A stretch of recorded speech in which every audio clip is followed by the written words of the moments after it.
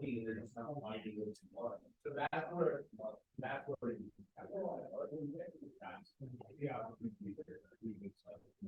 All right, everyone, we're going to go ahead and get started. I'm sure we'll have more people trickling in, as the minutes tick by. But wanted to introduce our speaker for today. So this is Mike Ciunci. He is a $44 million producer last year. Last year, like 56 for 56 for 2000. Yeah. Oh, okay. Yeah. All right. So clearly is doing something very right.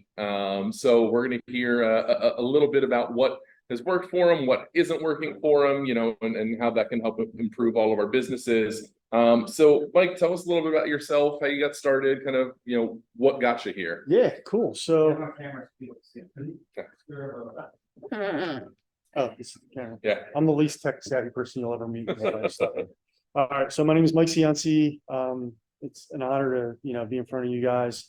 But my journey has been, I started off, got into business in 07, and it's been quite a journey along the way. I got in right out of college, so this is the only career I've ever been in, which is probably one of my superpowers that I just lucked into. I didn't change careers and have to start over. So I started in 07. I graduated college in 05. I bartended from 02 to 2010. So I had that thing going for me. I met a lot of people. I've always been local to where I sell. That's probably one thing that I'll dig into a little bit deeper. But so basically I got my license in 07. So I had I bartended and I did real estate at the same time, up until 2010. That bar that I worked at was awesome. It actually closed down, and then I had to dive into real estate full time. I was kind of full time, but I was kind of bartending on the side. So that was like a hybrid. It was actually really scary because I bought one little small condo, which was my first house I ever bought. I bought it for $77,000 in 2008. And then, but the house I was going to live in, I bought as my bartending days, my quick cash and my lifeline. Once that kind of dissipated, I was in the middle of settling on my first house. So I got super anxious and scared. But I just dove right in. Actually, Anna and I were just talking about someone mentioned it to you. I forget who you said, but get debt, and then you're gonna meet that need. You have to make it work. My back was against the wall, so I worked harder. Made that happen. So between 07 and 2000, the end of 2015. It was I had ebbs and flows, just like every agent in our industry who's ever worked in this business.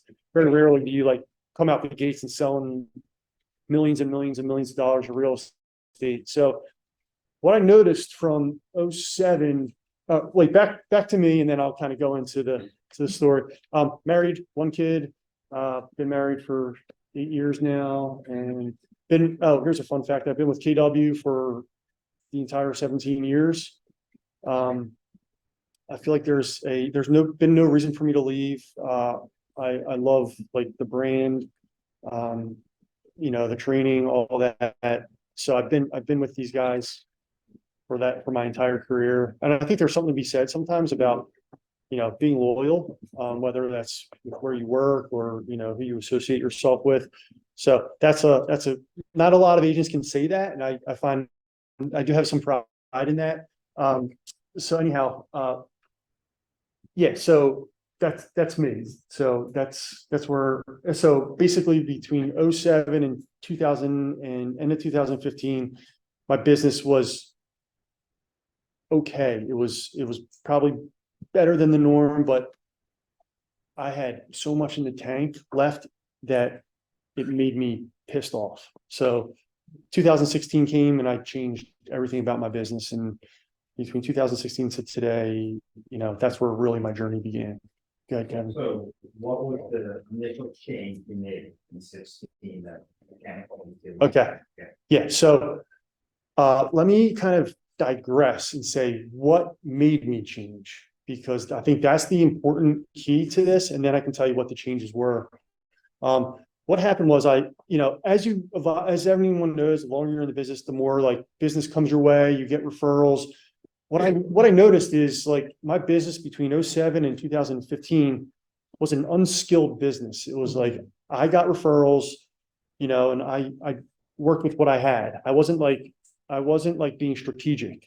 So by 2014 and 15, I started getting more and more referrals, but I was competing with people. So these were people I didn't. So between 07 and 2015, it was easy clients because they were people I already knew. They were going to work with me no matter what. So in 2015, like towards the end of 2015, I started to realize I was leaving money on the table. I remember specifically in the month of November, I went on 3 listing appointments and I didn't get any of them. And I was like, what the hell's going on? And they were like layups. Those things were like, you would have put them on the market, they would have sold right away. I was excited about them. I didn't even get calls back from these people. Like it wasn't their fault. It was my fault. I didn't provide enough value for them. I just thought I could go in there, charm them, and just kind of do my thing. And I just started getting blown out of the water. So I made a commitment to myself, and that was like the first year I got married. So I was like, now I had to like be responsible. It wasn't just me anymore. So yeah. So once I missed out on those 3, I'm like, what am I doing wrong? My initial reaction is, what's wrong with those people? I was blaming other people. I wasn't taking responsibility. But what I realized was I had no plan. I had no listing presentation. I had some skill just from being in the business for 8 or 9 years or however long it was, but I wasn't dialed in. So 2016, I remember November, I was like, all right, January 1st, 2016, I'm going to change everything. I didn't know what that meant. I just knew I had a month and a half to figure it out. So here's the biggest thing that changed the trajectory of like my life and my business. Not that like my life was anything bad. Like my life was great, but like I knew I had more left in the tank. I had way more room to grow. So the first thing, and I think, Anna, I've gone over this with you a few times in the past. I simply stopped just like going with the flow. I started develop a game plan. So the first thing I did was I got up early in the morning. It's that simple. I mean, it doesn't take a genius to like, oh, cool, let's wake up. But I became like fiercely consistent with it. I remember January 1st, 2016, woke up at 4 a.m. And other than the weekends, there's not a day since that day. I mean, I'm sure there was a day here and there but like it's brutally consistent. I'm waking up at 4 a.m. So the common question might be running through your head, what the hell do you do at 4 a.m.? What is that all about? So good question. I got up and I was like, I remember that first day, it was really exciting. I was like, cool, this is like the start to my journey. And so I work from home. I have an office, but I tend to work from home. So I went down to my home office and I'm like, shit, what do I do? This is like 4:15. And it has evolved. Like, so what I did then is not what I do now. So I went down there. The first day I was excited. I was fired up and I'm like, cool. I just kind of like went online and I started like researching other agents and like, what were the successful agents doing? So I would like go on their websites. And I just started to get like really curious. I just started writing notes down, and then it evolved into, maybe I'll get into coaching. So, and that's what I did. So I got into coaching, and the coaching program I got into, it didn't help me a whole lot in most of the areas that they advertised, but it did help me in one area. It helped me in the area of like developing my listing presentation, because I did not have one. I had the boilerplate KW, like I printed out, I would like throw it on the table, and then I wouldn't even go over it with the seller. I would show up and then I'd dodge it because I didn't even know what I was like presenting to them. So I can tell you, I joined the Tom Ferry coaching program. And what was great about that is that he had like these 10 steps of like how to do a buyer consultation, how to hold an open house, how to do a mega open house. So I just got, because I had nothing else to do. I was like selling a few houses, but I had time. So at 4 a.m, I'm just like, I'm watching these videos. They're an hour-long video, and I was writing notes, and I'm not even a note taker. So I was like writing notes. I would stop it. I would put, and I would like, that was my outline. But what the one thing that like stuck with me was how to do a listing presentation, or how to get a listing. And that right there changed. Like there's a lot of things that change, like waking up early and how to do a listing presentation, but these are like pillars of how I grew, So then I figured out how to do a listing presentation.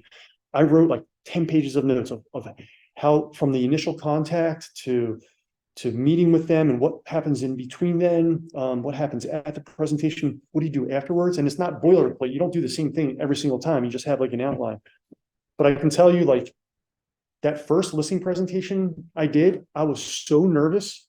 Because what happened was I got a referral from a friend, and she's a consignment girl, and she would go around Westchester and buy stuff at like garage sales. And this one lady had one of the nicest houses in Westchester, and my friend's name is Crystal, and she's like, Mike, this lady's going to sell her house, and she has a realtor already, but I threw your name out there. She said, you can call her. I was like, all right. She gave me the address. I looked it up, and I was like, this place is awesome. So I followed the script of what I learned in that listing presentation.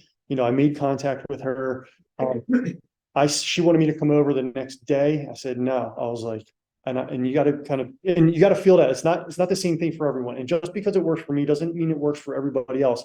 You can throw your own spin to it. So I took it, I followed to a model. So number one, this is one of the most powerful things I figured out. And this is one thing I highly recommend. When you meet that seller for the first time on the phone or wherever, catch them on their heels.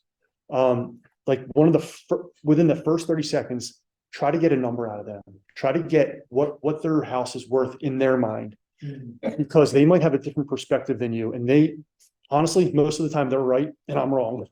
Like they'll suggest a number and I'm like, what? And I'm like, oh shoot, like they're right after I have time to like digest it. So if you're in front of them at the table and they're with their partner, and then you got a bullseye on your back when you're talking about the price, and if you come up with the wrong number, you are diminishing your chances of getting that listing. So like I try hard to get that number from them, and usually when you catch them off guard, they're like, oh yeah, me and my husband, we were thinking, like I remember this lady, she's like, she gave it to me freely. She's like, we were thinking 1.3. I was like, cool. I didn't even know. Like, I didn't even know what the market was. So I was like, oh, okay. I didn't agree with her. I didn't disagree with her, but I stored it. Right. So then what I did is I called her 2 more times before I set my appointment 7 days in advance.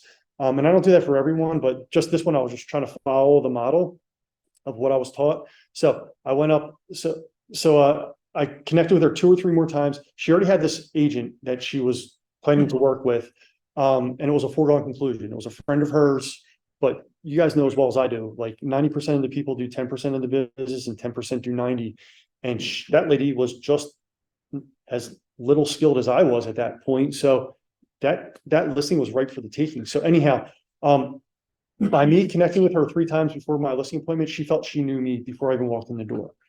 So what I did was we walked through the house. It literally took like an hour and a half. It was a really big house. We sat at the table and I got really nervous because like I had this presentation and I went over it like in detail. And honestly, like right after that presentation, the husband looks at the wife, and the guy, literally, I remember to this day, the guy was like, my decision's made. And from that point, my head, like it exploded. Like my confidence grew. And the wife was like, yo, calm down. Like we have like our good friend who we have, if this is going to happen, like we got to let her down. So I walked out of that house, like my head couldn't fit out the door. Like I'm telling you, even if I didn't get that listing, I was just like so happy I did it. I got out of my comfort zone. Now I had a plan. They called me the next day, they're like, Mike, we're listening with you. And what happened was, this was 2016, and the house went up. I sold it off the market to another close agent I knew in my office. She got wind of it, and not that that's like what you should do or shouldn't do, but that's just what happened with that one. So from there, I was off to the races. Now I was like, should throw me in front of anyone, and my confidence was just sky high. So questions from that, because that was like really where my trajectory, and that would never have happened unless I got up at 4 a.m. and started like dedicating time. So I went from like waking up. I remember the first day I went home with my wife. She was like, "Oh, well, what time do you wake up?" I'm like, I go, when my eyes open. And she's like, "Oh my God, this guy's a loser." Like she was like a serious girl. And I'm like, whatever. And then, but you know, it worked out. And so like that 2016, you know, I woke up at 4 a.m. and like, it's like, it is my one superpower. You could be dumb as a rock, but if you're ahead of your day, like things are going to start to flow to you. And that's what happened. Go ahead. So you have multiple meetings before the first in-person meeting.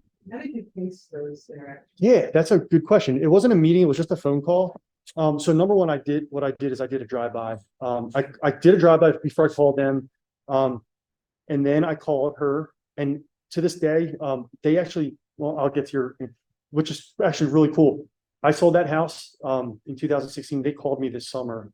They said, we're moving back, and I helped them just buy a house recently. That's how, yeah, it's really cool. So anyhow, I connected with him. So what I did, so I called them, I drove by, I was like, oh, this house, it was a Gothic Victorian home. I didn't even know what the hell that was, but I got as much information from her on the phone because they were prideful of their house. And I just made sure, like, man, I was writing notes. So what I did was, and for this house, I was like, and when I do, whether these are either legitimate questions or illegitimate questions, I just call them with a question.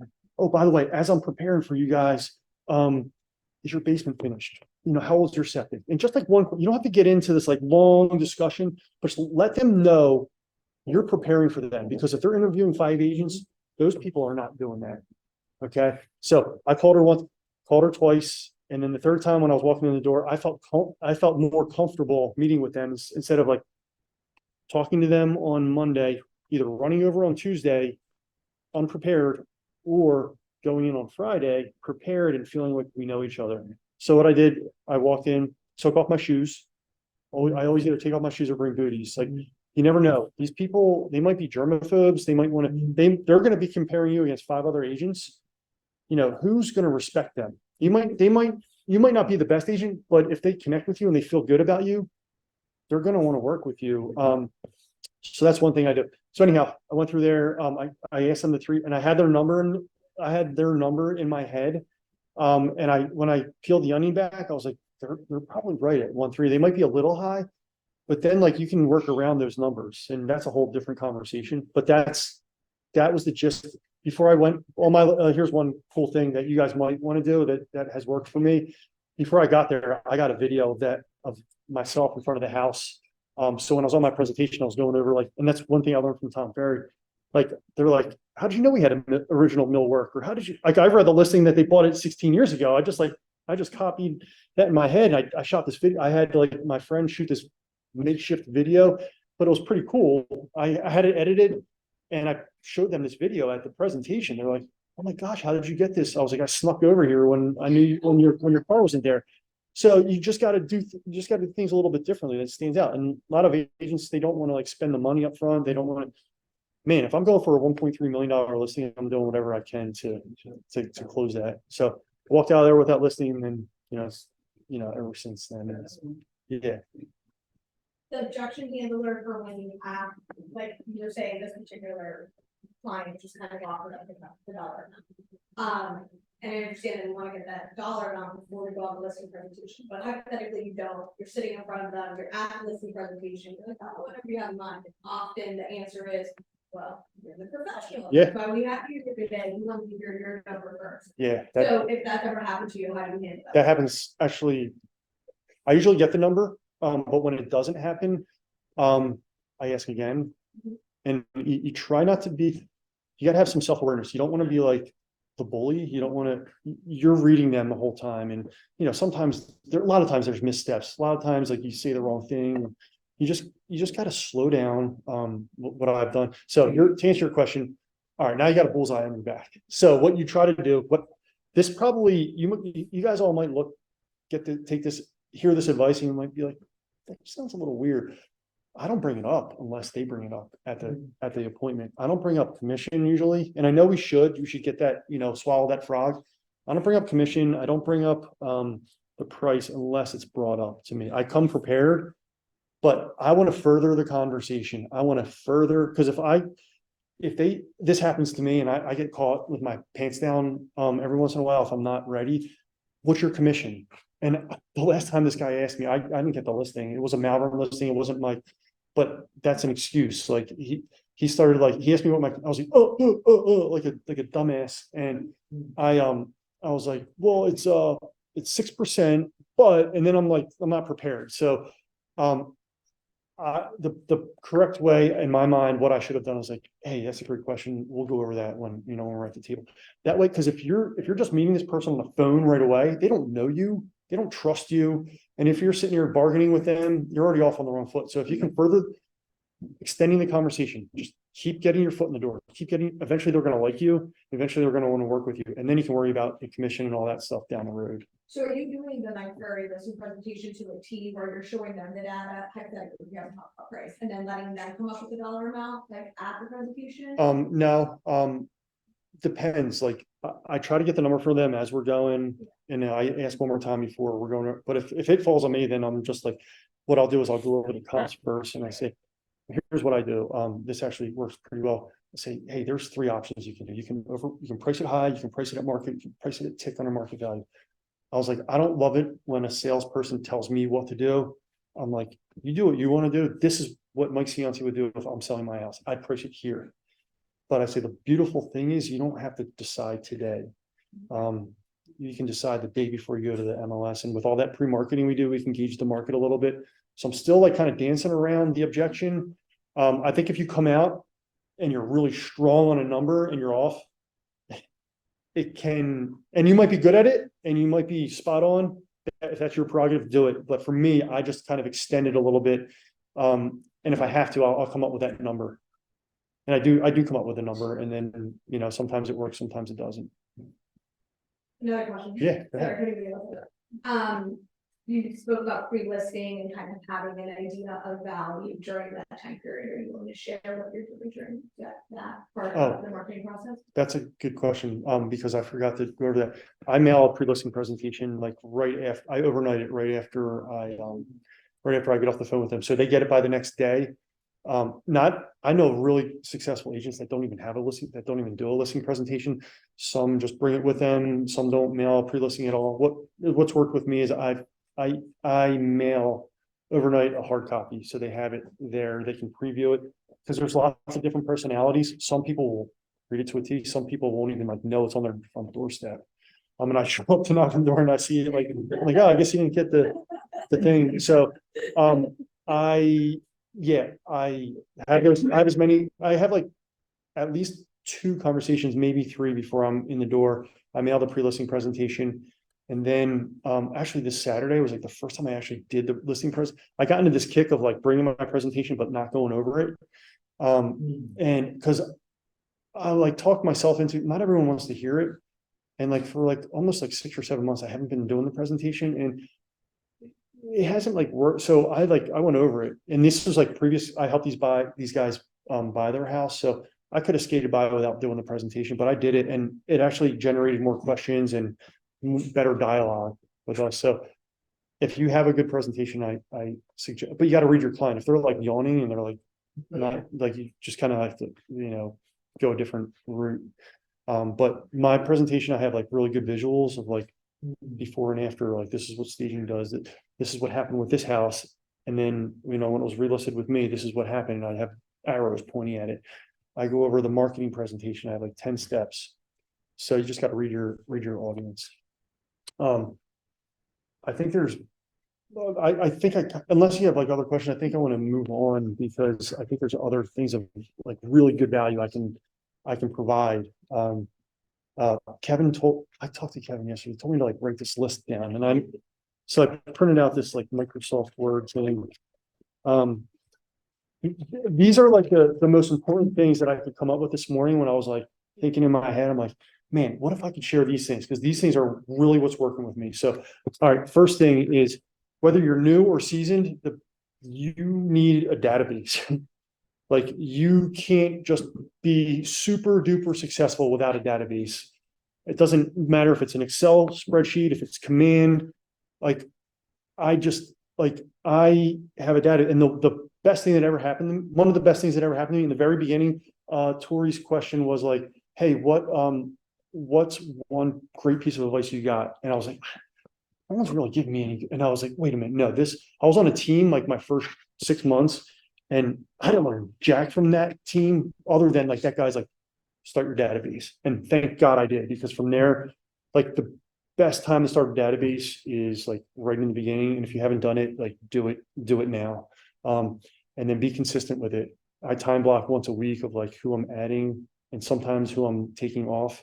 And I'm very strategic about that. So have a database, like, whether you think it's but that's your business. Like, all my marketing goes to that. And I don't like go into my database and like email people, and like, I don't have those programs. Like, that's not really how I'm set up, but I am consistent about my marketing. Like, once a month, I'll have like a monthly mailer.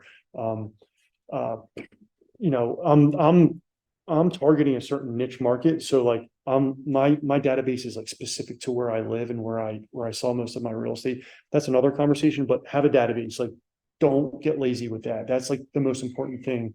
One of the most important things you can do. Ann and I were talking about this. I think we met even like 4 or 5 years ago.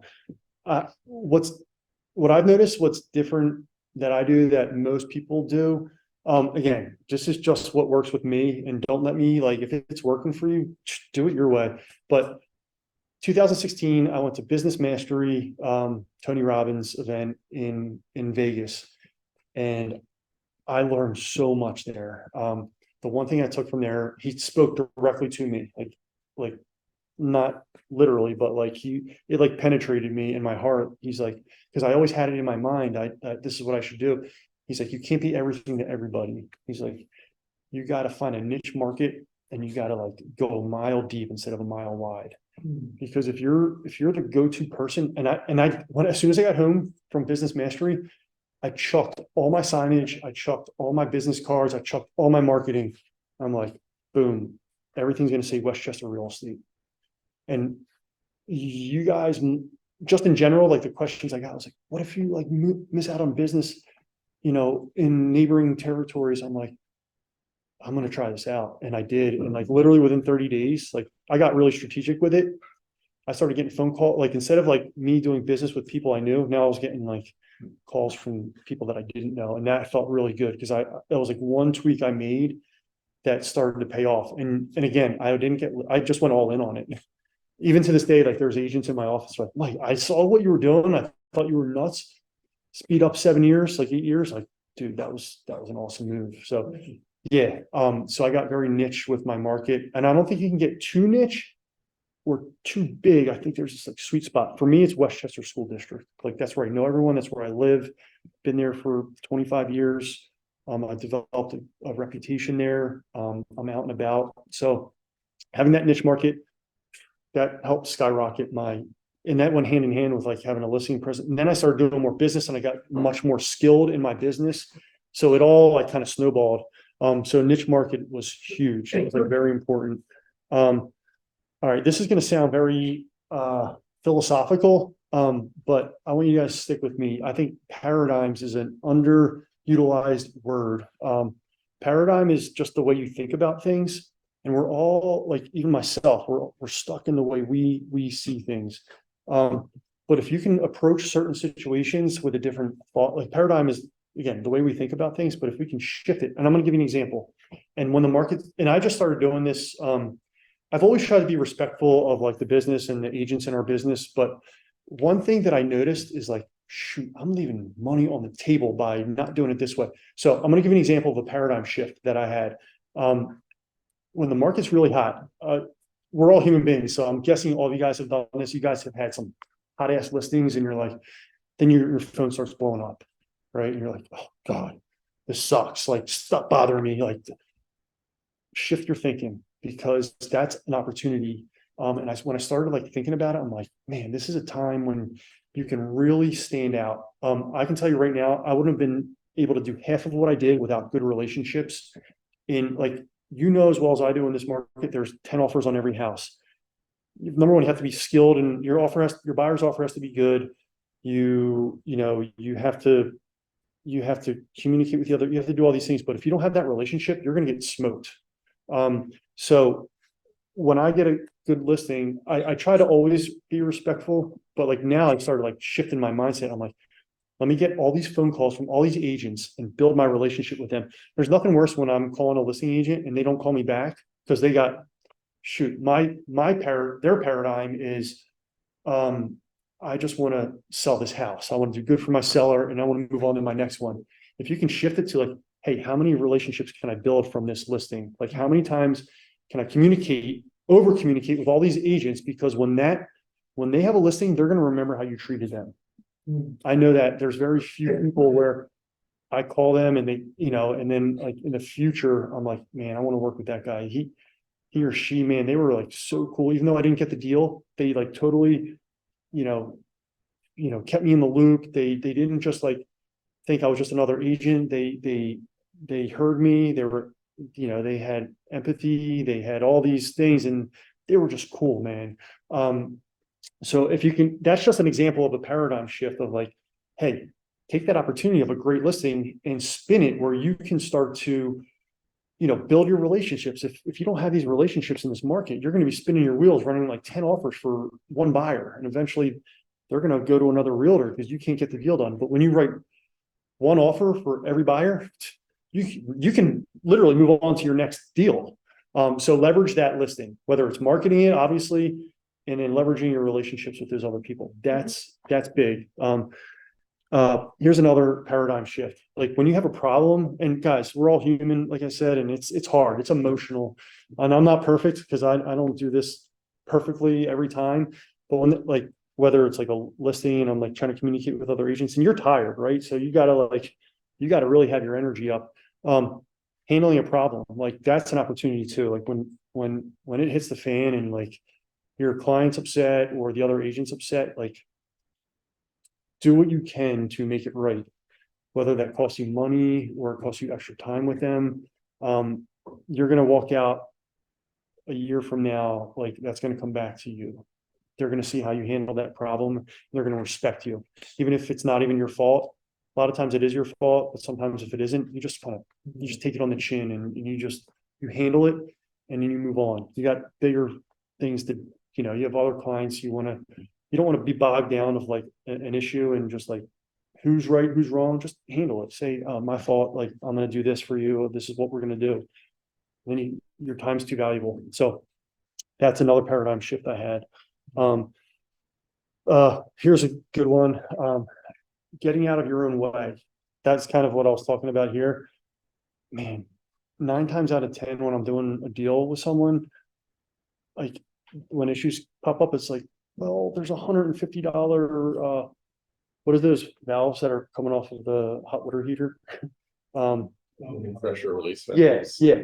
Oh, my seller's not doing that, or my buyer, it's your seller's response. Dude, like that's like a small example. Take care of it. Like, no worries, I got this.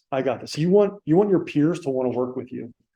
And even if they're trying to make it a win-lose situation in their favor, you make it a win-win. You say, look, I want to get this closed. I want you to remember how I treated you on this deal and I respected you and we just got it done. Like get out, like too many agents like squabble over little stuff.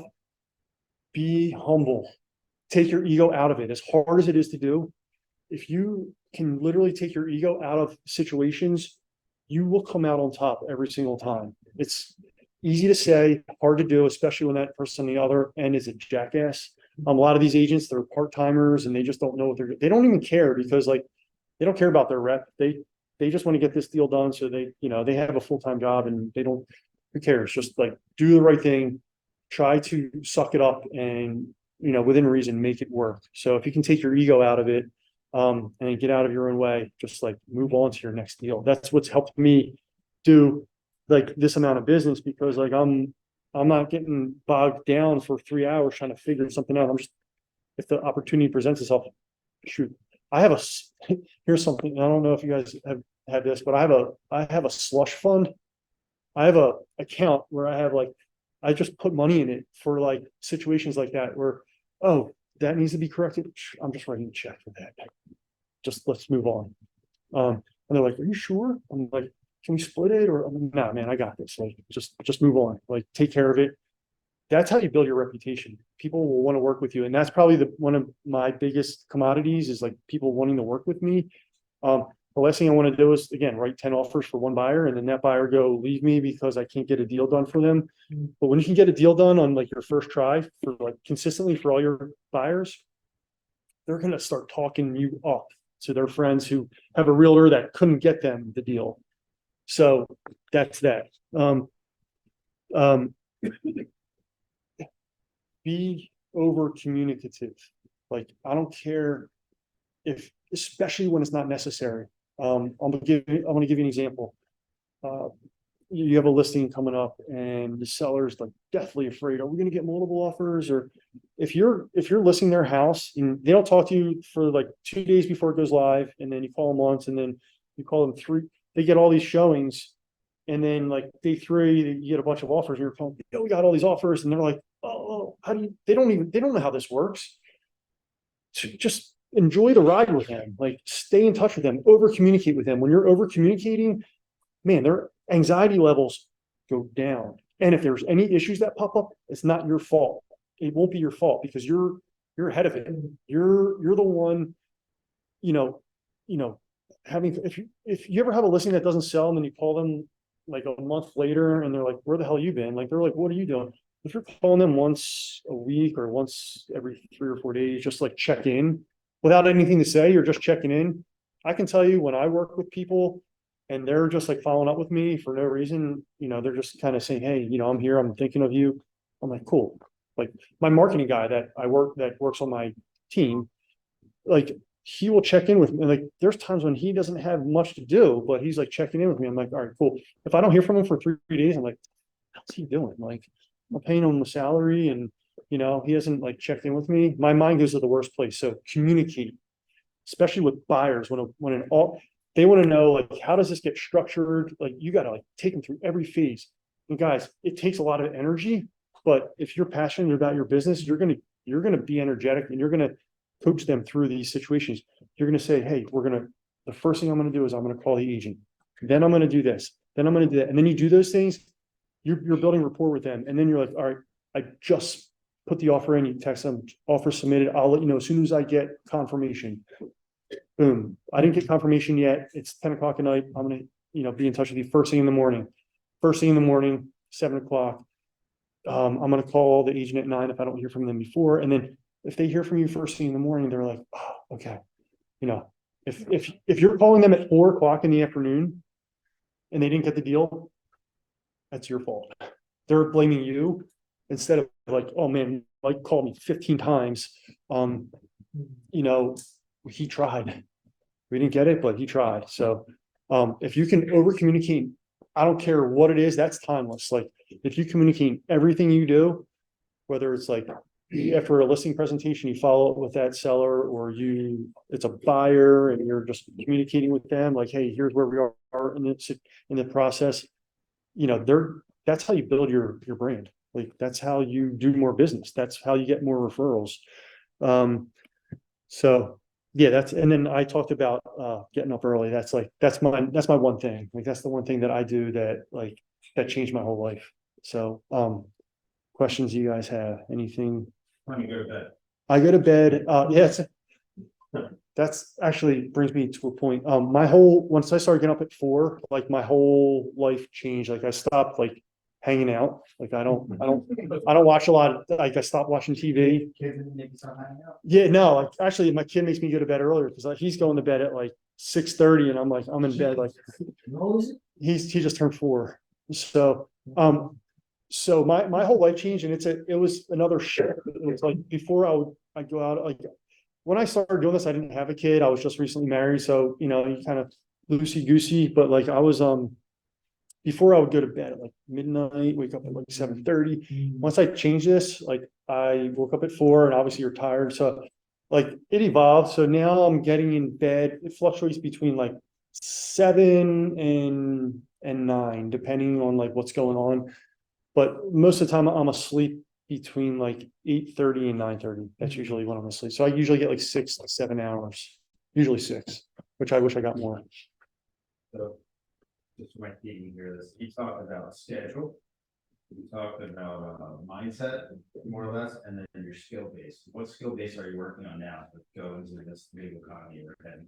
So one thing I don't know if this is, okay, so hold on.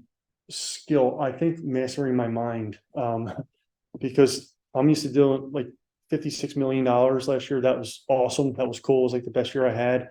Now I'm not going to do 56 million this year. So I gotta like, it's like when you're not growing, this is a Tony Robbins thing. If you're not growing, you're dying. And if I'm not, if I'm not going to do 56 million or more this year, I feel like my identity is being taken from me. So how do I, get out of my head and be like, dude, it's all good. Like you're gonna figure it out. So how does that relate to skill? I think the skill is like mastering your mind. I think like I said, I just got back from business mastery, and the first thing he said, I remember I took like 20 pages of notes over those like 5 days. And the first thing he said is 80% of your business is psychology, 20% of it is strategy. And he's so right. Because if you can master your mind, and once you get that momentum, like you can't be stopped. Like that's what happened to me in 2016. Shifted a little bit. Now you got to get back on your horse. And so one thing I'm doing there, you got to, as far as skill or like a new strategy, last year I started it. Like I'm doing my local community has a food cupboard. So I'm trying to like brand myself with the food cupboard because it's people in my own community and it's helping fight hunger in our own community. So it goes hand in hand with me. So last year I did a food drive. It was like not that great because I didn't know what I was doing. This year I've a friend who's we do business together. He's a moving company and we go to the same gym. So we're going to do it together and we're like strategizing what the food drive is. So like when I was at Business Mastery, like Tony Robbins had us like, how do we increase our business by 30%? It's like you increase your purchase rate by 10%, you increase your sale price by 10%, and you increase your frequency by 10%. That's easily said, more than done. But like one thing I was like, hey, the gym I go to, I've been going to for 10 years. I do good business out of there. Like I probably get like 10 leads a year out of it. And I'm like, how can I do more? Like, so I'm like, when I came up with the idea there and I'm going to implement it like on January 1st, and I'm trying to come up with a strategy now, but I'm going to do a referral program because like I have a good reputation at my gym. Like I have like good relationships there. I have good friends, but sometimes like, you know how it is, like people, they remember you, but they don't go out of their way sometimes unless they're like, a really good referral source. So one thing I'm trying to work on is like, hey, I'm going to give you, if you refer someone to me that closes, I'm going to I'll buy you a free year membership. That will resonate with people. I just got to deliver it the right way. And I'm working on that now. So I can go from like 10, like just think it's like a $2,400 fee for the year for the membership. But like if I'm getting a $500,000 listing out of it, and that's a $15,000 commission, I'm netting 13,000 or 12,500 from it. So it's a win all around. It's a win for the gym. It's a win for me. It's a win for now. The members are like, they're like motivated to, I can get you a deal easily. Now they're like fighting for me, where I'll have like 10 people that I'll get a referral from, or most of them are people that are in my gym that are using me, but they're not like necessarily referring me. So like now they're like, oh, my mom's going to sell her house. Like, dude, go get her because I want a free membership. So that's like one just strategy that I'm working. Yeah. So like one thing, you talked about waking up earlier, that's a paradigm shift as well, but I guess what I'm hearing from you a lot, you seem like a man of service. So like you like to serve you the bartender now. So do you feel like that turned up more, or you're the same person now, as opposed to now you put strategies in, or has that been a part of your growth as well? Yes. So I'm going to bring it all the way back to like when I got into real estate. I don't know if this even makes sense or even answers your question, but it triggered something in my head. I didn't get into real estate because I loved it. I didn't even know. I never even bought a house before. All I know is like the guys from across the street from where I bartended, they would all come in and they were all cool. And I was like, I want to be like those guys. So I had no love or affinity for real estate. I just got into it because it was easy to get into. And then I grew to love it. So now it's my passion. So your question was like, I'm a man of service. I feel like I am, but I feel like, and I'm gonna say something that like is like the mission behind me, which is where everything drives from, but I'm growing into more and more of service, but like I approach like I'm a Christian, so like I I try to approach every situation how I would want to be treated. And it doesn't, trust me, I'm not like perfect. Like, I'm not sitting here being like, oh, I'm this Christian and I'm like perfect. No, I'm like far from it. But like, if my kid hears me on the phone with someone and they're like being a total pain in the ass and I'm reacting to that, I'm gonna send the wrong message to him. And I don't want that to happen.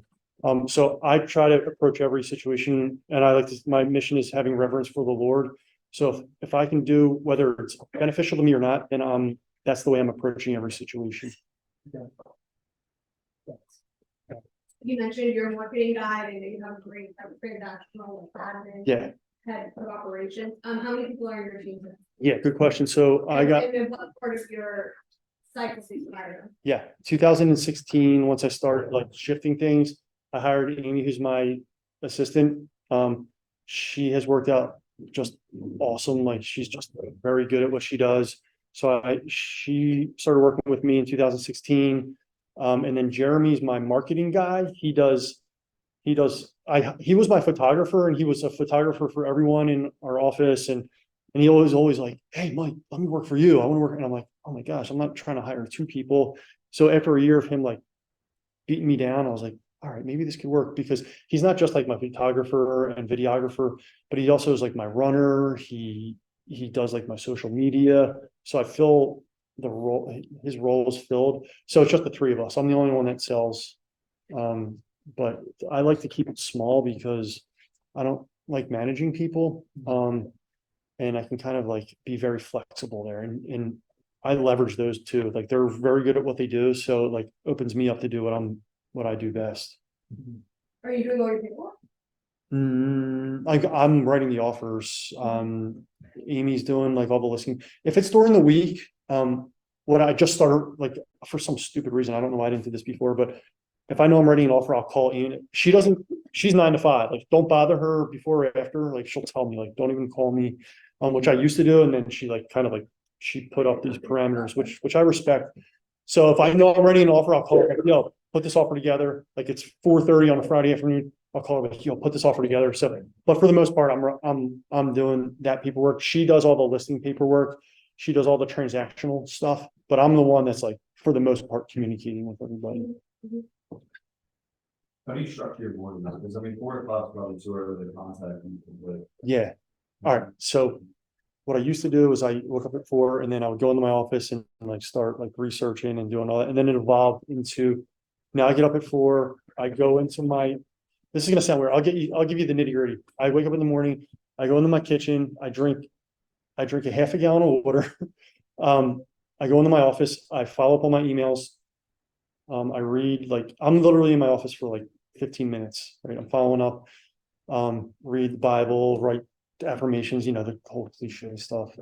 Then I'm out, I drink the second half a gallon of water, go upstairs, take a cold, freezing ass shower. Then I'm like ready to go. So now I'm like hydrated, my energy level's up, and then I'm out the door to the gym. So now I'm at the gym at like 4:45. I get home at 6:30, and then I obviously shower again, and then I'm in my office, my home office by like 7 to 7:15. I'm in my office. Then I read I know you. I read from 7. Right now, I'm reading 7:15 to 7:45, and then I have like a different couple of tasks each day between like 7:45 and like 9. So that's my morning, and then the rest of the day is kind of like. So you start contacting like people around like 8, 9 a.m. Yeah, I even contact people as early as like 7, just text messages. Yeah. My clients like follow up, like, so I can do it as early as that. But now I'm like really structured. So I'm trying to get those communications out before 7:15, because at 7:15 I'm reading. Like I've gotten lazy with reading over the years. I'm like, no, I gotta read. Like your mind is something you need to protect. So I've been pretty like consistent with that right now. So how do you structure your day with your balance and your time? So Everything that you just want to do with no can in there. they're the losers in this whole thing. So what do you do? Just, I work with my spouse, we have 3 kids. Oh, you guys are married. Yeah, okay. Okay. Someday we get it. Yeah. So that's kind of where like something's got to give. Like it's gonna sound bad. Like my wife she does work. She's in pharmaceutical sales. So she's got a really flexible schedule. She drops my kid off to school every morning, picks him up every day. During the week, I don't like spend a whole lot of time with either of them. Like it's like I know I need to change that. It sounds bad, but I mean we spend enough time. It's not like I'm like, oh, don't like. So we eat dinner together every day, and then like between 5 and 7, we're kind of like, together. Then I'm usually back in my office between 7 and 8, or like 6:30 to 7:30. Weekends is usually where I spend a lot more time with them. But yeah, I'm pretty much working the rest of the time. So that'll change. I think that should change probably soon once he's in sports. Are you working weekends too? So I wasn't for a long time. I don't know about you guys, but just recently, like consistently, I was not out of my house after 4:30 during the week, and very little I was working on the weekends. I was structuring everything where I was like getting everything in between like 9 and 4. Just recently, I feel like I'm like, I'm out late sometimes now, and on the weekends, I'm like, I feel like I'm working harder right now, and there's less to show for it. Just within the past month, that's how I feel. So I'm not working. I wasn't working a lot on the weekends. Now I feel like I'm working more. So yes and no. I try to like get one day where I'm not doing anything, or just like make it really like a short day. Yeah. So, but for the past like 3 or 4 years, I wouldn't really have to work at night or on the weekends. Wow. I'm surprised you really did do the weekends. Yeah, I know. I mean, there's definitely times when I do, but like I wasn't even doing open houses. Like I wouldn't say I was getting lazy, but I was more like, hey man, this is working, so I'm just gonna I need to sharpen the saw. Yeah. So we got time for about one more question. Okay.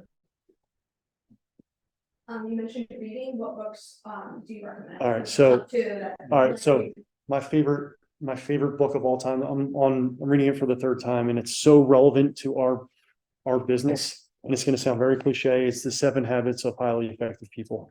Like I'm highlighting that whole book. Like that whole book, I'm like, I'm trying not to highlight because I'm like, I can't highlight the whole thing, but like I'm highlighting like those principles in that book are like what I try to live by. It is so relevant to our relationships, how we communicate, what we do day in and day out, how we treat people. It's like, I get the chills. Like every time I read it, I'm like, I'm learning and learning and learning more. So that's like the one book that like just gets me. Well, Mike, thank you so much for coming out doing this. Are you gonna hang out? All right. I can, if people want to talk, I can squeeze. Yeah, well, all you have to do is search Westchester Real Estate and they'll be able to find you. Yeah. Thank you so much, Mike. I appreciate it. Thanks, guys. Appreciate it. Gonna give it like 2 minutes for everyone to like stretch, get some water or so, and then we'll get started with the AI class. We're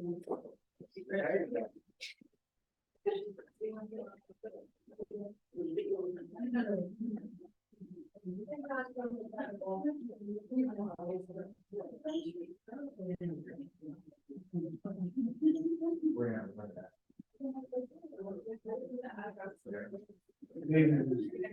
Weekends. Yeah.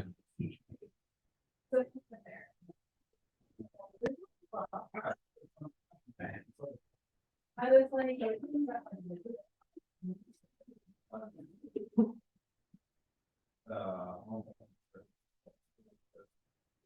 Or like,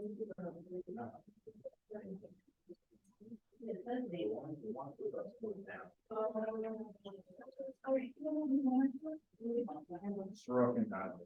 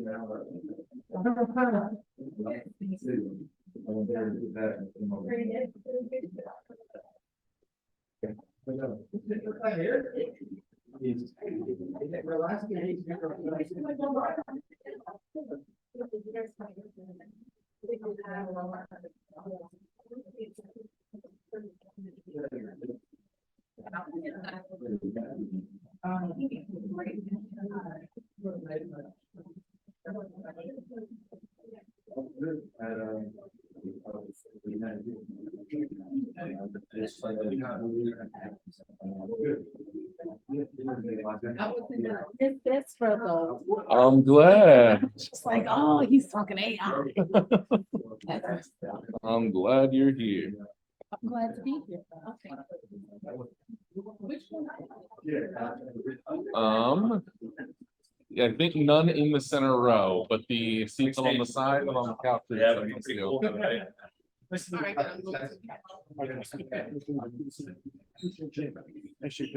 you again. This was really great.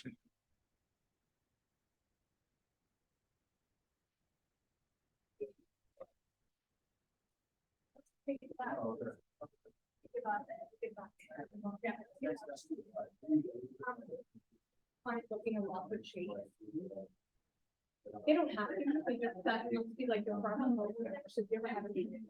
44 million. I know that community. Yeah.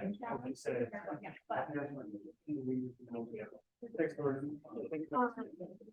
JP's gonna do a AI for agents class, like all the AI.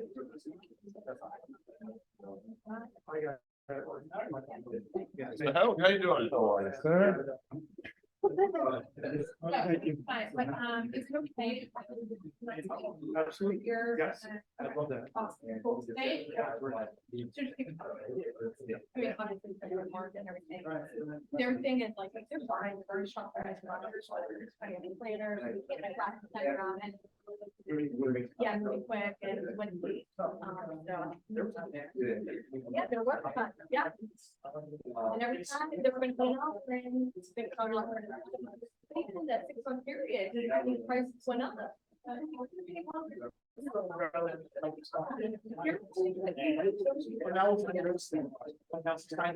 Oh, it's great. Yeah, yeah.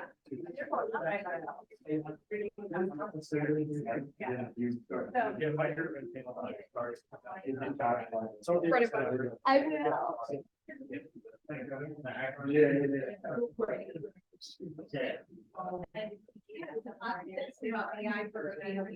He's teaching, I don't know. It is not specific to KW. It is different ways that real estate agents can use AI in their business.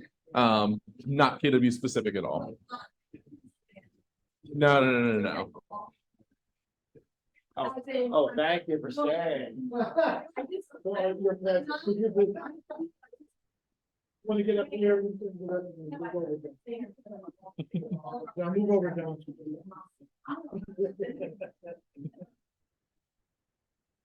Oh.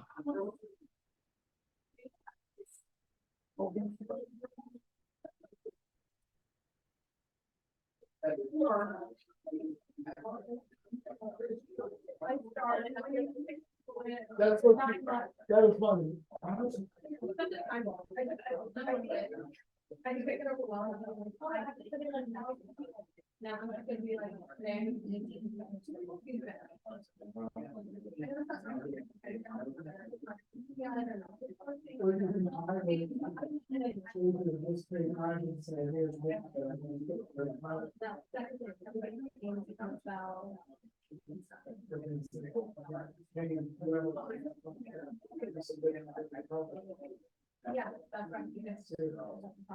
send me an email. jp@kwphiladelphia.com. Why don't you ask them, we look at the house, we can- Yes, yeah. Send me an email. I will send you the database optimization playbook that I wrote. And just a couple little like getting your database started tips to help you get rolling. Yes, in like give you like a minute to get water and such.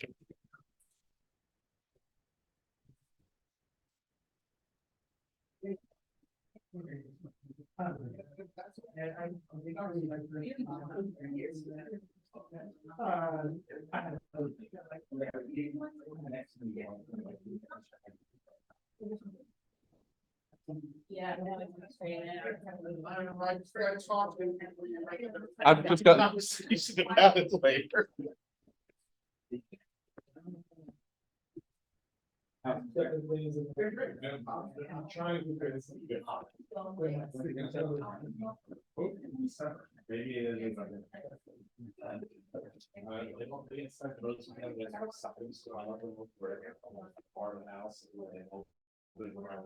all right. We are going to get started.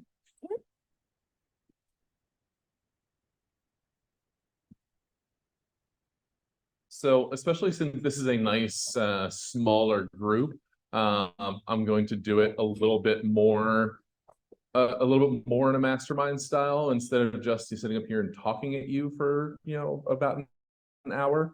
So please, as you have questions, don't hesitate to ask them. So the first thing that I want to ask all of you is, what is your current understanding of or experience with AI?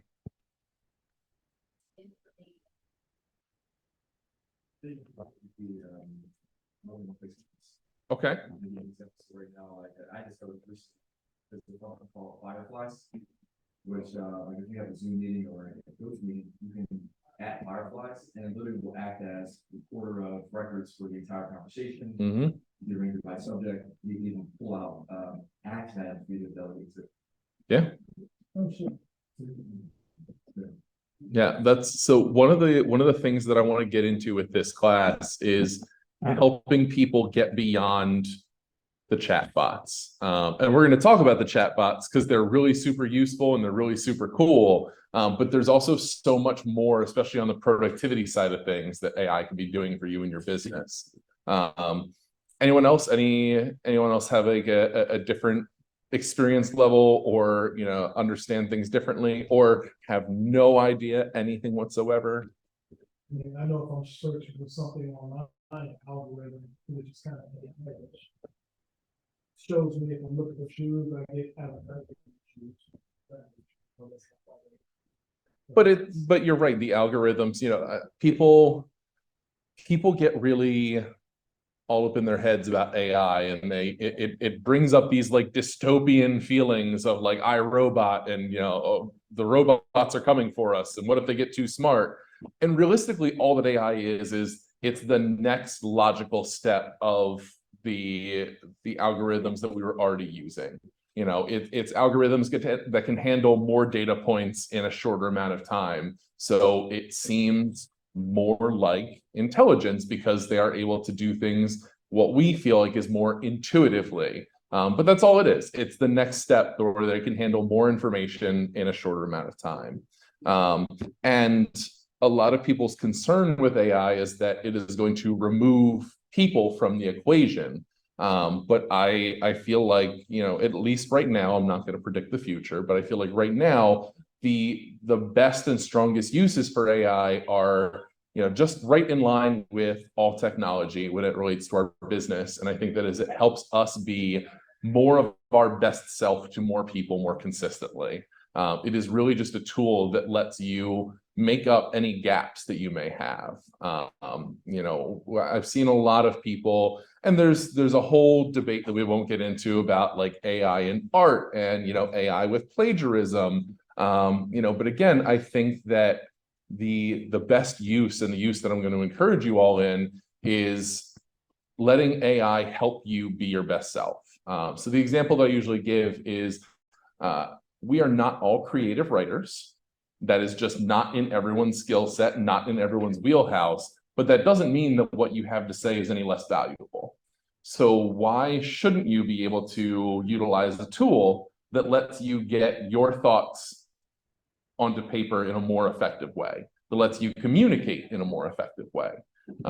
So it is not replacing the human. To me, it is helping amplify the human. So let's talk about chatbots. Has anyone used ChatGPT before? What about other chatbots like Bard? Okay. So the major two that most people have heard of are ChatGPT and Bard. ChatGPT being the flashier one that's been in the news. They are both great in a lot of the same ways. They both have pros and cons to them. The biggest difference that makes me lean towards Bard for most things is that ChatGPT only can access internet records going through 2021. So there's a 2-year lag in terms of the internet data that it can access.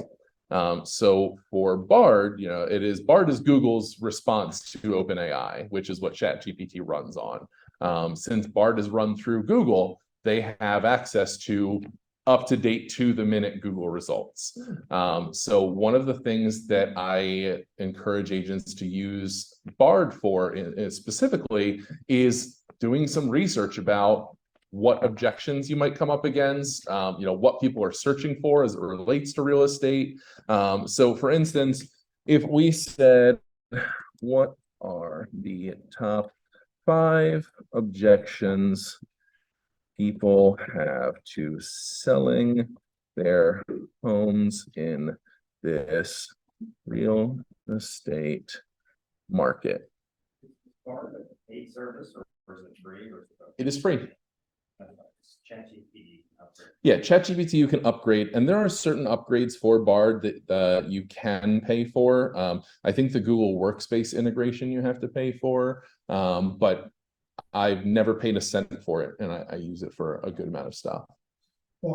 Bard. Is there an upward to I believe it's just the desktop version. ChatGPT does have the mobile app where now you can actually talk to ChatGPT and use voice to text. So that is, if you're integrating it into like a workflow in your day, ChatGPT might be a better solution for that specific instance, because you can just have your phone sitting there and, weird as it sounds, be having a dialogue with ChatGPT out loud as you are working on whatever else you're working on. It'll save you a handful of minutes, out of whatever you're doing. But so that is one thing. Like I said, there's pros and cons to both. Actually, I'll mention this now. If all of you want to send me an email to jp@kwphiladelphia.com, I will send you the resource list that I put together for this class, as well as an article that kind of breaks down the differences between Bard and ChatGPT, just so you can see, which one would be more useful for which use case, because they are, slightly different in some key ways. But so we prompted this for the top 5 objections people have to selling their homes in this real estate market, which again, if I pop that into ChatGPT, the data that it's pulling from is 2 years old. And I think we can all agree that the real estate market has changed just a little bit in the past couple of years. So we would want the more up-to-date information. So it's saying, I'm worried that I won't get a good price for my home. I don't want to deal with the hassle of selling my home. I'm not sure if I'm ready to move yet. I'm concerned about the rising interest rates. I'm worried that I won't be able to find a new home to buy. So we've done, some market research using our chatbot. The next step that you can take with your chatbots is to have it create material based on your market research. So for instance, if I pulled these 5 objections, maybe I want to now write blog posts, addressing each one of these 5 objections. So I can, again, the cool thing about these chatbots is that they, you are in one chat, so you can reference things from further up in the chat, and the chatbot knows, okay, I'm going to pull the info from the thing that we just spit out.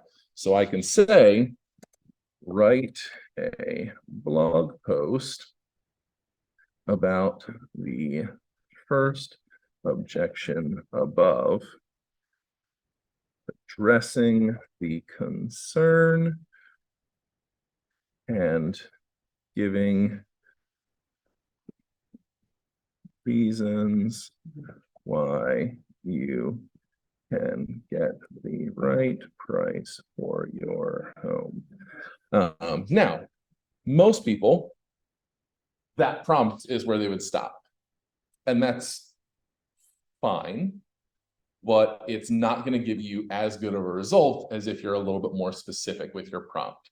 So one of the things that is going to differentiate kind of a super user when it comes to chatbots versus just the everyday average Joe is how you are prompting the system. And there are kind of a couple pillars that you want to focus on. The first thing that you want to make sure you do whenever you're prompting is consider your audience. So in this instance specifically, I'm obviously trying to target prospective sellers. Maybe I work in a specific market. Maybe I work in the Philadelphia market. So I'm trying to target prospective sellers in the Philadelphia market.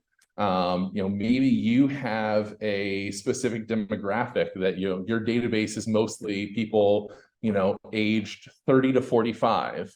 Maybe you are specifically looking to target people who are moving out of their starter home. Whatever your audience is, you want to reflect that in your prompt.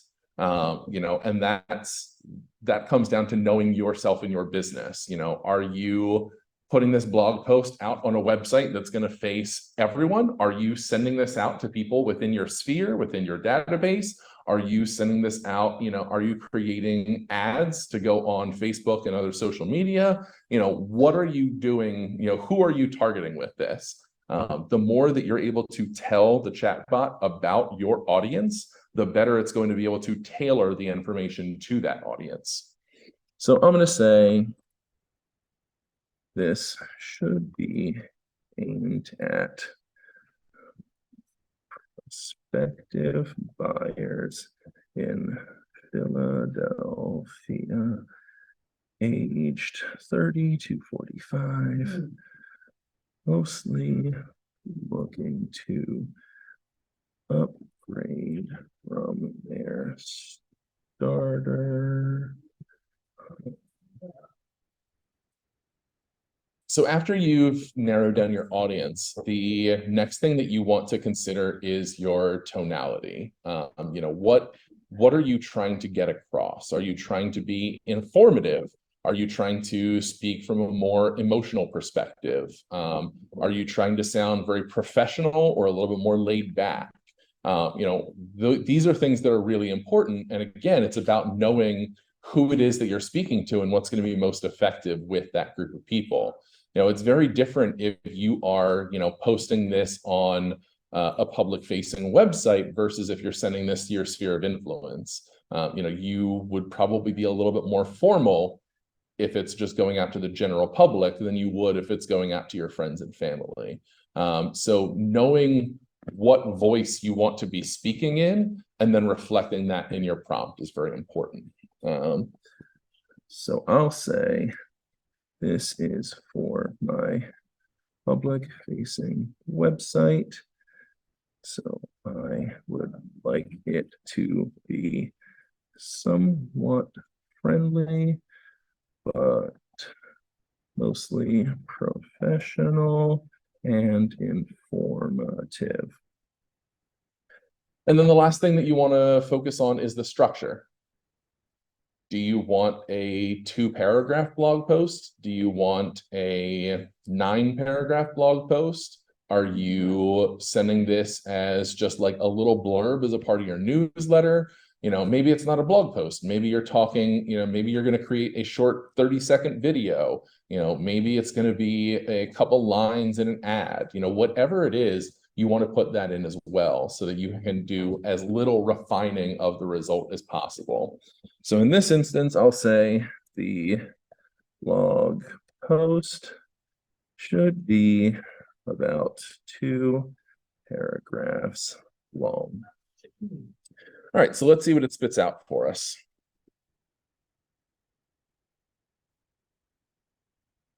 So it sounds like the prompt is almost like the most important piece. Yes, because Get exactly.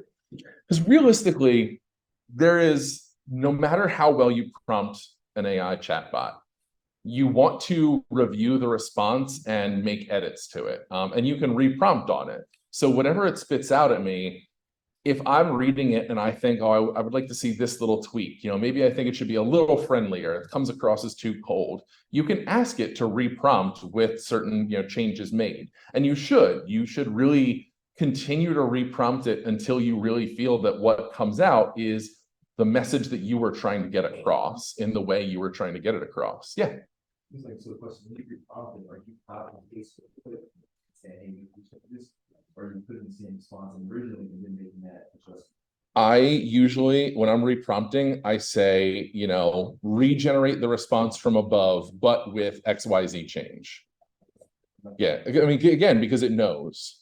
Yep. I've also realized that you can ask them to include certain things that you know about. So, for example, we can even them these descriptions of the property. Yeah. And they said something about schools, however, it is in the merit attachment. So all I had to ask you to do was please elaborate on the merit attachment and spit something out just like with I didn't know anything else like that.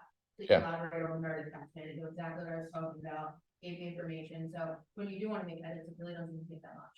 Yeah, and that is really all about, again, that specificity of your prompting. The more information you're giving it that you want it to include, it's going to pull data points that would take you hours to research. It's going to pull information about school districts or tax abatements, or like it has access to all of these things. And it would take you as an individual so much longer to pull that data than it will take the AI. Yeah. Question, I may have listed, Mhm. right, where I have a description in there, $100. Could I, let's say, copy that, put it in the bar and say, hey, just like what she said, can you elaborate on it?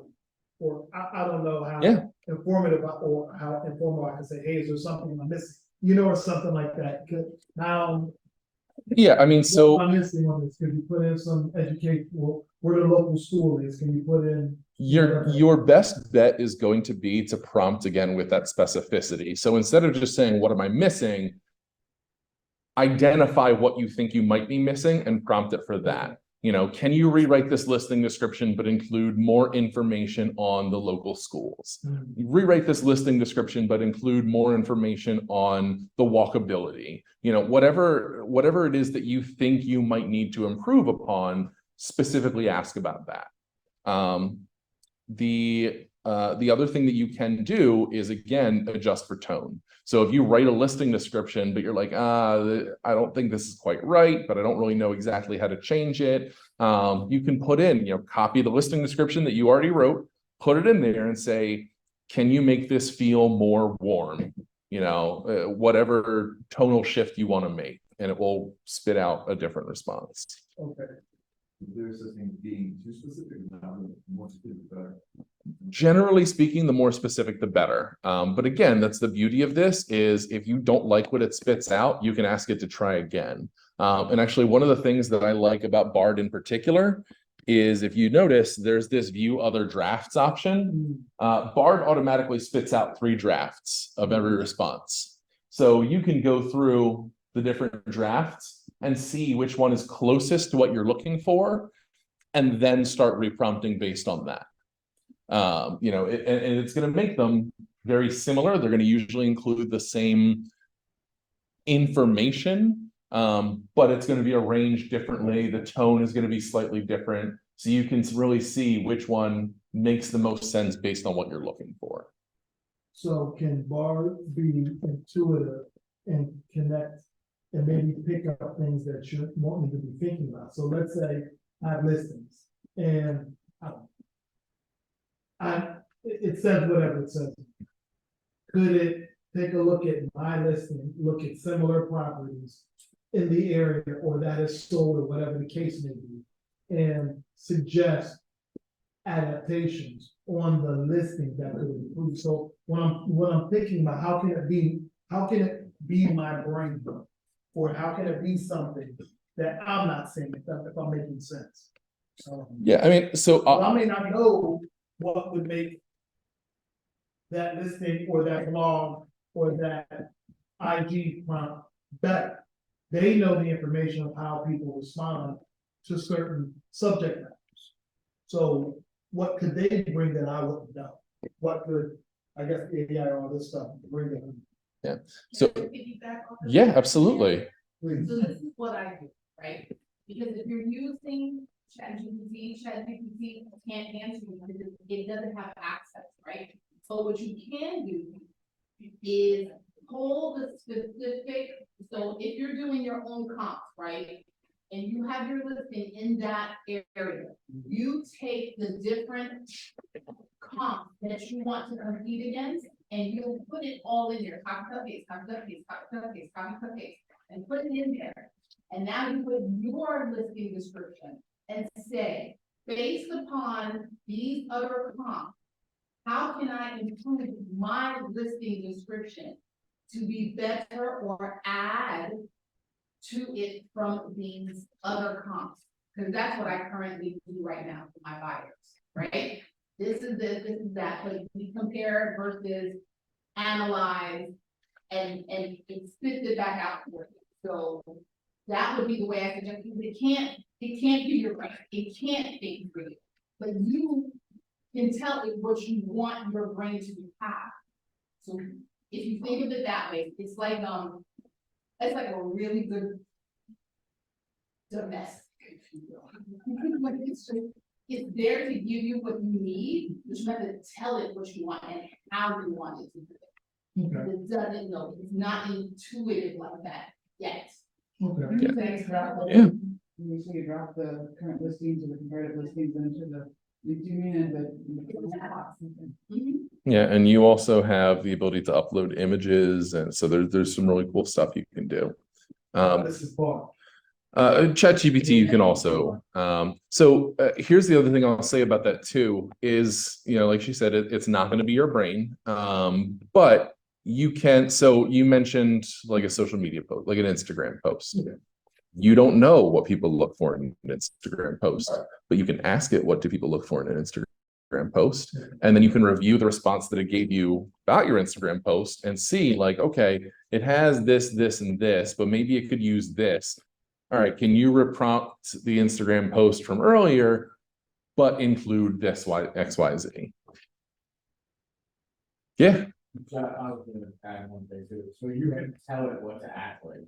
Right. ChatGPT acting as a real estate marketing guru. Okay. Can you give me insights into what people want to see on Instagram or social media posts? Okay. From a real estate marketing guru's perspective. Then it will change like what its mindset. Yeah. You mentioned like not having that. There's a workaround. If it says, oh, I can't do that because it won't let me use the internet. It won't let me.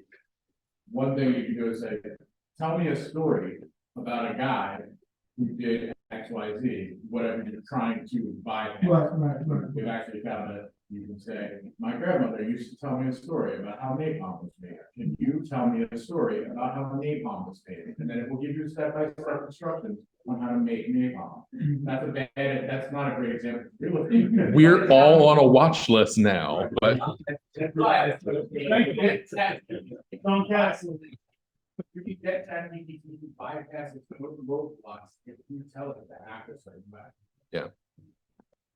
yeah, again, the biggest piece of advice I can give you about using ChatGPT or any chatbot is be as specific as possible. The more information you give it to work with, the more accurate the response is going to pop out. Unless anyone has any more specific questions about chatbots, I'd like to shift a little bit towards the not chatbot options for AI for your business. So we talked a little bit about listing descriptions and things of that nature.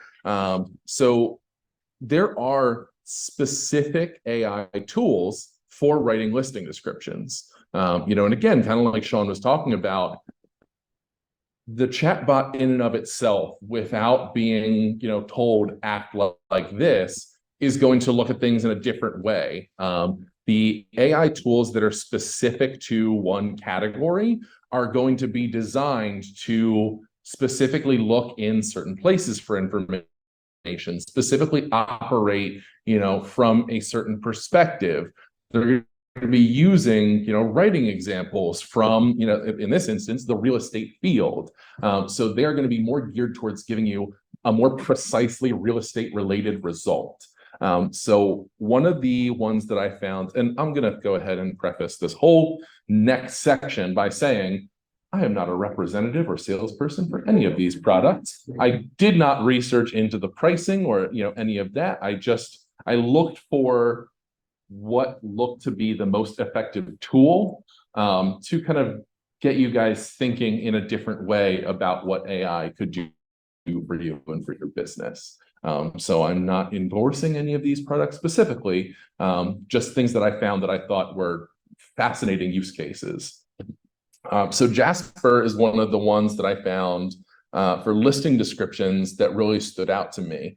And the reason I picked out Jasper specifically was because they have a portion of their AI that is designed to learn your voice and maintain that voice across everything that it generates. So it is going to be constantly assessing any writing samples that you input to find little linguistic habits that you have, little word patterns that you use, to incorporate those so that all of the responses that it puts out, all of the listing descriptions, all the marketing content, the social media posts, everything that it generates for you is going to sound more authentically you. This is particularly important when you already have a base of people. If you're putting things out on your social media, you already have people that know you and have been following you and have met you in real life. They're going to be able to tell 9 times out of 10 whether you wrote something or whether an AI wrote something. And it's because we all have these little linguistic tics and tricks. It's as simple as words that we say very often, and as complicated as, sequence patterns that we use in the way we structure our sentences that consciously no one picks up on, but subconsciously, oh, that doesn't really sound like Justin. That doesn't really sound like Sean. That those are little things that people pick up on. So the Jasper AI is designed to pick up on those things and then incorporate them into whatever it puts out. And again, it's not just about listing descriptions. You can have it write media content, social media content, different blog posts, newsletters, things like that. It is really, it's wild to me how well it was able to replicate some of this stuff. Another tool that I found, yeah. So does it pull from your current data or like moving forward? As you enter prompts, it'll. A little bit of both. So you're going to kind of do like a setup with it seems like, where you're going to put in some writing samples and it's going to pick up. But, again, the more you continue to prompt it, it's going to learn more and more and more. And that's one of the crucial pieces that make the AI solutions so powerful, is that the good ones, at least, are constantly learning as you continue to use them. We'll get to in a little bit an email inbox solution that I'm probably going to start using for myself, that learns based on the way you interact in your inbox how you want your emails sorted. But that's just indicative of the ability of AI to continue to adjust its own behavior based on how you use it. Okay, so forward and then that's just. Yeah, like I said, if you shoot me an email, I will shoot you a list that has these and even a handful more different AI tools that I have researched. Autoresponder is another cool one that I saw. Autoresponder will essentially respond to various DMs or messages, WhatsApp, your Facebook Messenger, your Instagram DMs, a whole host of different ways that people could communicate with you, and it will automatically respond to them in different ways that you have set up. So I wish I could kind of like pause this thing that's like cycling in the middle here, because there's some really cool like insights in there essentially you can say, all right, based on what's received, this is what I want you to send. And then you can say the message received should be an exact match, a similar match should be like, the pattern should be similar. Again, so it's not as, for lack of a better term, robotic as when someone sends hey, then you send hey back. You can have it be a little bit more intuitive. So if they send, I'm interested in more information on this home, they don't have to use that exact verbiage in order for the correct response to come through. Hey, I'd like to check out this house. Great. When is a good time for me to call you so we can set this up? It really lets you speed to lead these things as well. A lot of times, especially, I'll tell you right out, even as the tech guy, I'm terrible at my Facebook Messenger. Someone sends me something on Facebook, I will not see it for like 2 weeks, and that is on me. But if I had traffic coming through from my Facebook page, it would be important for me to be responding to those things quickly. So having something like this that will automatically respond to those messages will allow you to increase your capture rate. Let's shift gears away from specifically text focused. How many of you know that you can use AI to virtually stage a property? Not only, yeah, so there are a number of different options. Dream staging is one of them. One is just virtual staging AI. There are a ton of these cool options that you can upload an image of an empty room and then put in some, different things that you want to see, and it will virtually stage the room.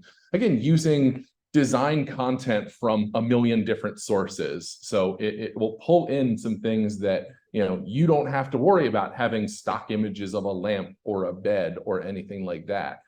This is filling it out based on things that it has in its vast, array of information. And this is not just great for virtually staging a listing you have. How many of you have walked through a property that was vacant with a buyer and you could tell that they just couldn't feel at home there? They couldn't visualize the space. How great would it be if you're in the vacant property with your buyer and you say, like, all right, I'm gonna take a picture of this room. What do you guys like, postmodern decor? All right, let me pop it in. This is what this room could look like with your, decorations in it, with your furniture in it. Really on the spot, help make that space feel more like a space they could live in. The options here are fantastic. And there's also virtual house flipping. So you can upload an image to a property and then watch what it does to make that property look different. Help people envision what that fix and flip, what that, investment property, what that, like, I'm looking for my dream home, but I don't got a dream home budget just yet, kind of property could look like for them. Some really cool things that you can do to help your buyers envision things differently. Does anyone have questions about like the staging and flipping tools? Yeah, so different products, different costs, I would imagine. Yeah. It looked like just about all of these are running on a subscription model. Again, I didn't like make specific note of the pricing. A lot of them let you try for free to see, is this something that I really want to incorporate in my business? Is this something that I feel makes a difference? But it compared to what it costs to have someone else like virtually stage a property, it seemed pretty nominal. Yeah. I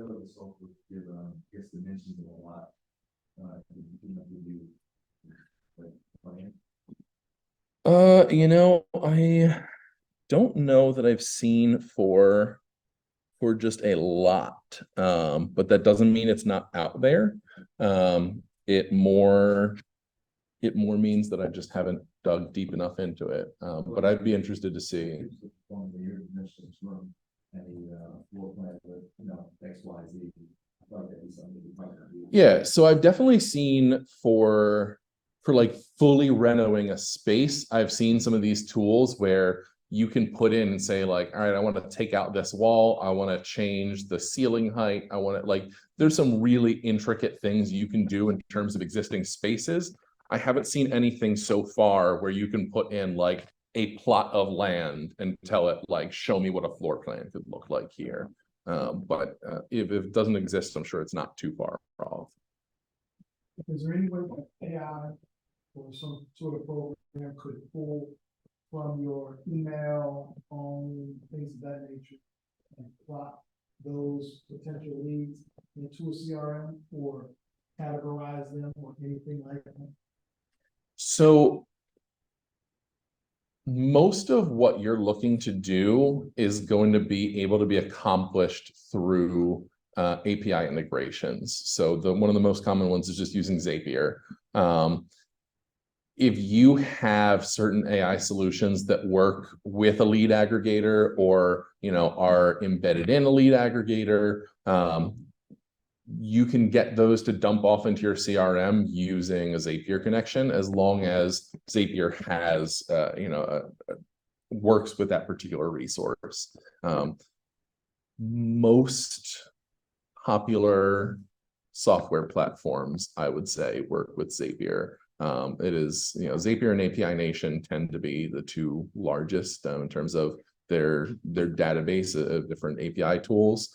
But most of the time, if you want two different programs to talk to each other, that's your best bet to do it, is to have an API connection between them.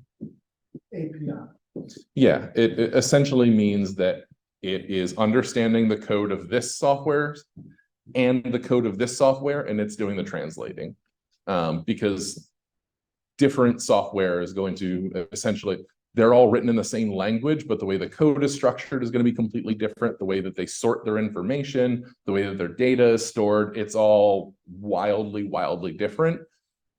So in order for them to communicate, they need an intermediary that can parse the information and then sort it into the correct. So I've used Zapier before. Someone just told me. It might have been me. So what exactly Zapier is that?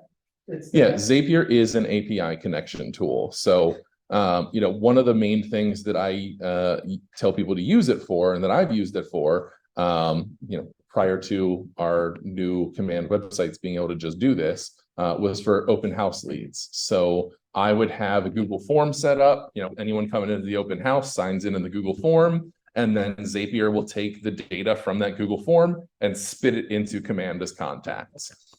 Now, for those of you who don't know, with our new command websites, you can go onto your website, go to any listing, and then in the address bar, just type, /open house, and it will create an open house sign-in form for that listing, and those leads will go directly into your command. So you don't need to do this with Zapier. But like I said, anytime you have two programs that need to talk to each other in that way, an API connection is going to be the best way to do it. So I guess, like, I'm on the road and I think agents like that as well. I may take a call. I'm on my way to an appointment. Now, I'm in the car, I can't, I may take them, I may talk to them, whatever, but I go to the appointment, and then I may have somewhere else to go. I forget who this person is, or whatever, or that's hours removed.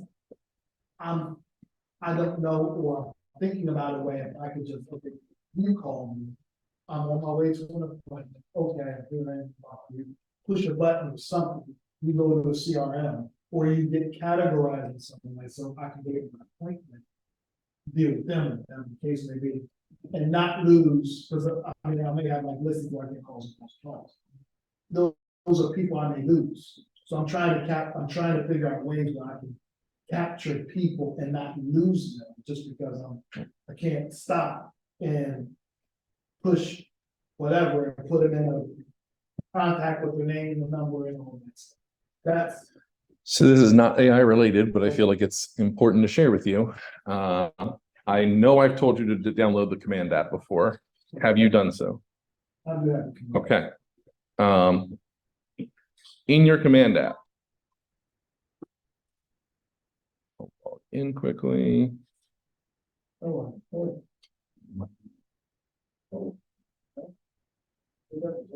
Yeah.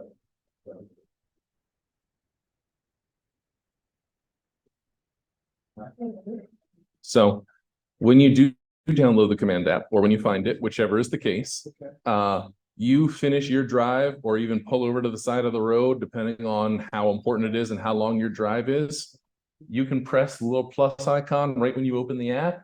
You can say add contact. You can just put in their name and then create them as a contact. And then you can go into that contact. So I'll go in to one of my dummy contacts and I'll just say, I want to add an activity. Say, you know what, interaction type was a call. We talked. Description, I can use voice to text. Justin and I talked about the best way for him to pull leads from his lead aggregator right into his command. Okay. And that took me all of 30 seconds. So again, not AI related, but it's very quick and easy for you to put someone into your command. Maybe you didn't put in every last bit of information, but they're in there and you have a record of what you talked about. So it's easy enough for you to go back in and then fill in that data.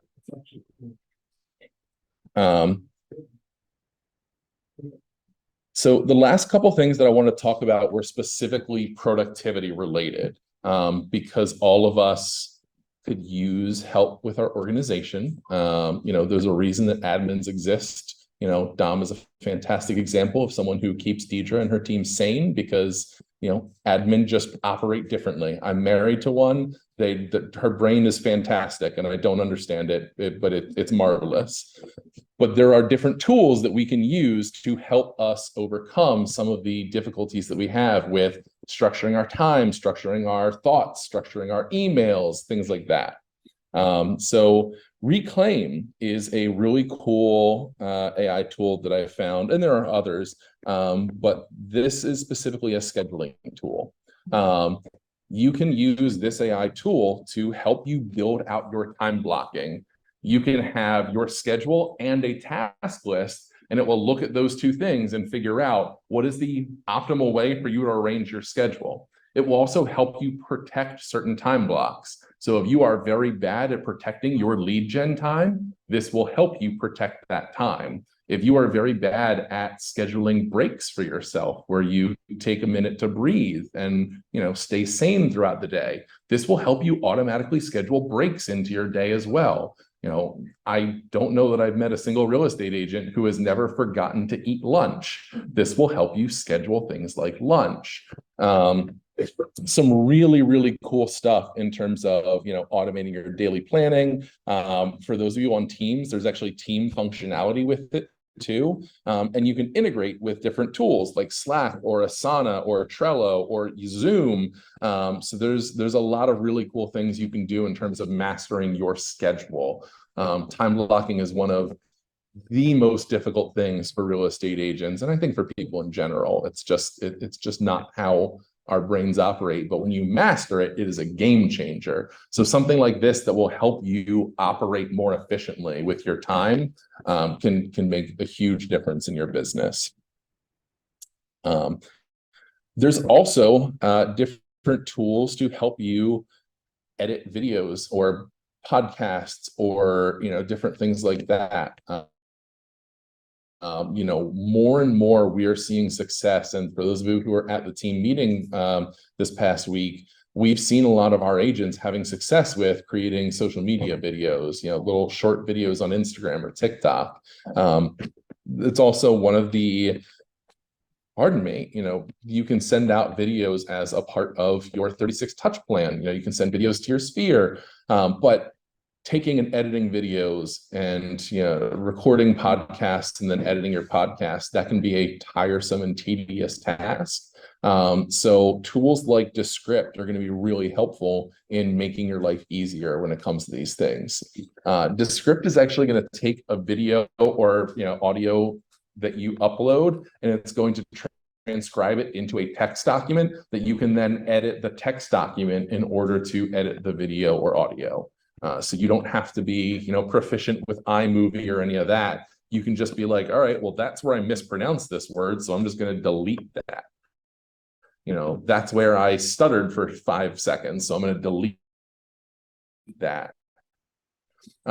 It also has tools that will directly take care of some of that stuff. So it will remove filler words for you. It'll remove the so's, the ums, the uhs, the ers, all of those things that we naturally do and linguistically are important, but they don't sound great in a recording. They're important because in dialogue, they're indicators that you're not done speaking, but in a video, there's no dialogue. The other person knows that you're not done speaking because there's still video remaining, so you don't need those filler words linguistically. It can also improve the audio quality. You can overdub, so it will, again, using the data that you've put in of your voice, it will overdub with whatever you want to type in there. You mispronounce a word, all right, I'm going to delete out that word, and then I'm going to overdub it with my voice saying the word correctly. So there's some really, really cool stuff that you can do that, to have someone go through and professionally edit a video costs a lot of money. To have someone who is a really good sound engineer is a lot of money. You don't need to do those things anymore, especially if you're just like once a week putting out an Instagram video. You don't need a producer on retainer. You just can utilize a tool. This is one of the ones that I think was coolest because I know I have about 1,000 notes in my phone that I will never go back to. I will never know why they were so important for me to take down. I will never understand what my life could be so different if I was just utilizing these things. But there's 1,000 notes that are just sitting there, and Mem is a tool that will allow you to put in those notes, upload documents, or even you can text a note to this AI tool and it will include it in the database of all the things that you've submitted to it. And then when you need, you can search for something, and not only will it pull up the thing that you search for, it will pull up other things that you've submitted that are related. So, maybe you had a brilliant idea for how you're going to update your website, and you text the note quickly because you're, driving in your car and you pull over for a second, you text, create blog squares for my website. And then later you're like, crap, what was that thing that I wanted to do with my website? Well, you go into Mem, you search it, and not only is it going to pull up blog squares for your website, it's going to pull up any other notes that you put in about editing your website or updating your website or blogs or anything that is intuitively related.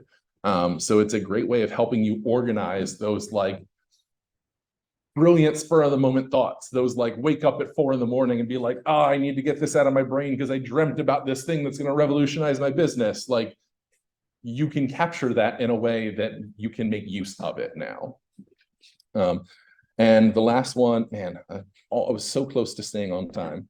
The last one I wanted to talk about was SaneBox. And this is what I was referring to when I talked about keeping your email inbox better organized. What's SaneBox? You know what? I'll actually just play the little video. It's a good video. Email is how we get work done. Except when you have too much email to accomplish anything. SaneBox takes you 3 to 4 hours per week to focus on the emails that matter. All right, never mind. The internet just doesn't want me to show you this video. That automatically organizes your inbox. Here's how it works. Start with a free email deep clean. SaneBox's AI will scan your email account to find the senders, newsletters, and websites that send you the most email.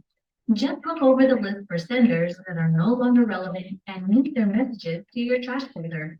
Now that your email account is clean, next we'll deal with your incoming email.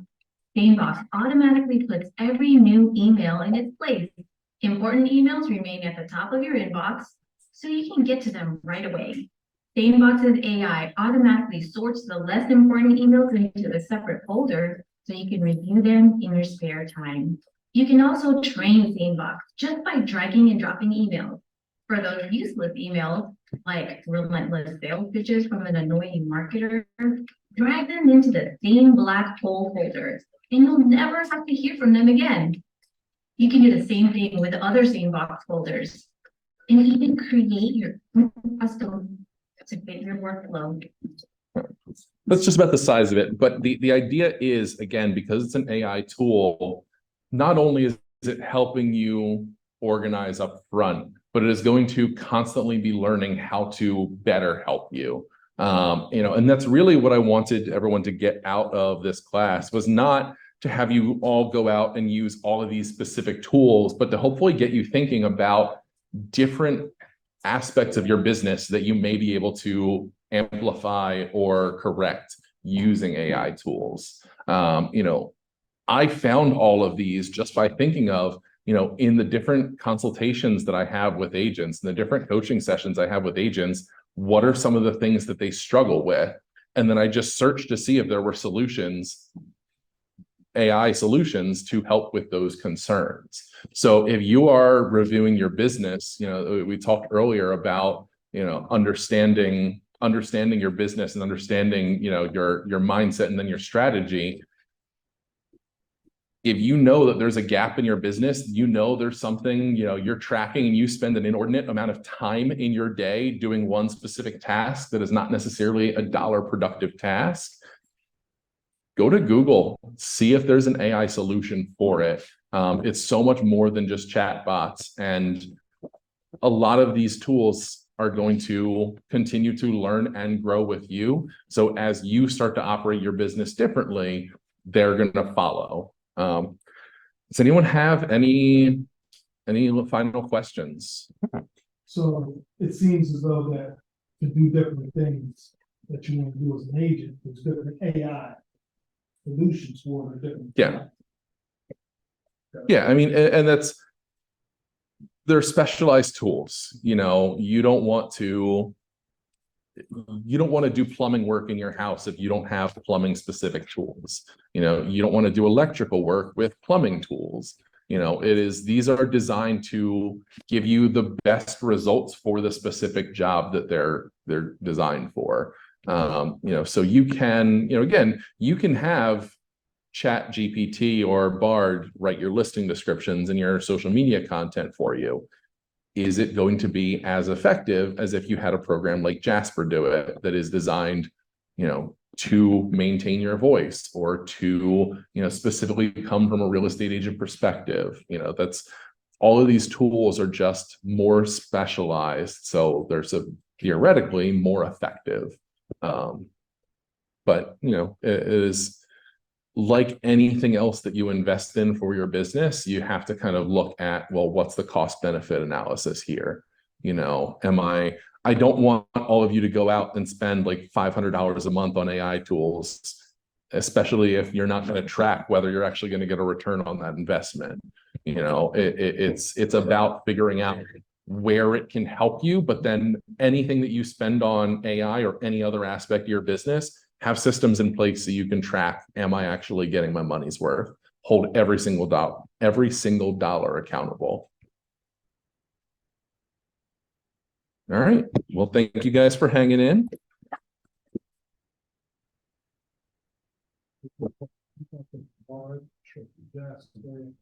Reclaim AI.